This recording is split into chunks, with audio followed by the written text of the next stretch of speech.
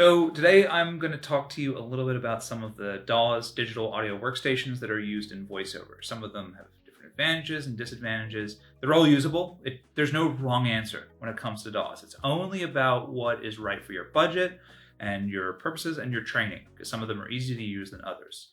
So to start, I'm going to talk about the big one, the one that is probably used in the industry more than anything, which is Pro Tools. And Pro Tools is kind of the standard when it comes to engineers working in voiceover and working in sound design.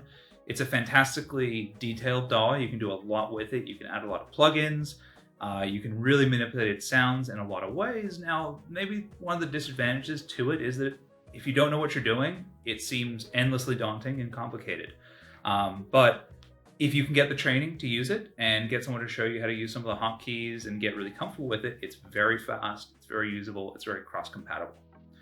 Another DAW that you can look into is Adobe Audition. Now, Adobe Audition is really popular because it's really easy to use. It's really adaptable to a lot of different scenarios. Probably the biggest disadvantage to Adobe Audition is cost. It's really quite expensive because you can only get it on a monthly subscription model. So that does stack up over time. Now, if you're really comfortable with it, you use it for all your sessions, you're using it on a day-to-day basis, and you're really quick with it, that pays for itself. It's not a big deal. But if you're new and you're not quite comfortable yet, paying that overhead of paying an Adobe Audition subscription can be a little daunting. But getting started, it's definitely one of my favorites that you can use.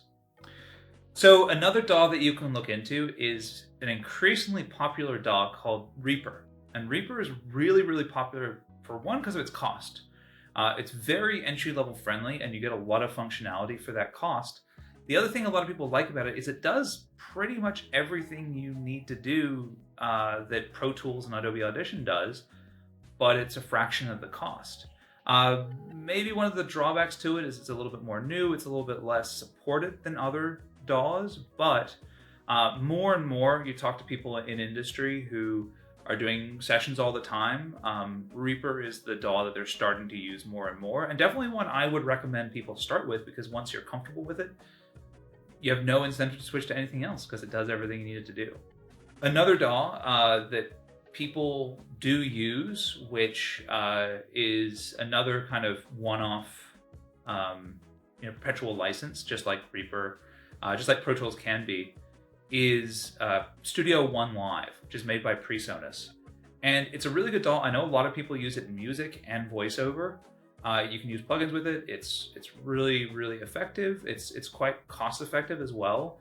But it is a little bit of a not the most used DAW, which really isn't a problem if you're comfortable with it, but one that you might not find as many tutorials and stuff for if you're brand new and trying to engineer for yourself.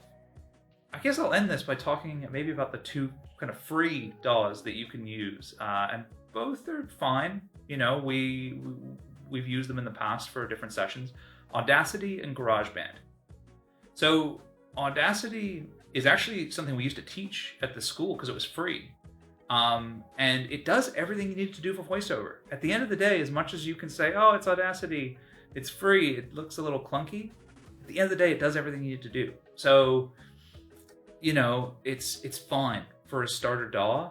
I'm not recommending it as much anymore because I do know that there are some security concerns with it that didn't used to be there a few years prior, but in a pinch, it is a DAW that you can use to record a voiceover audition. And of course, GarageBand. If you have a Mac, it comes free, comes standard. It does a lot of what you need to do to record a voiceover audition. It's a little limited on the editing front, but it's there, it works.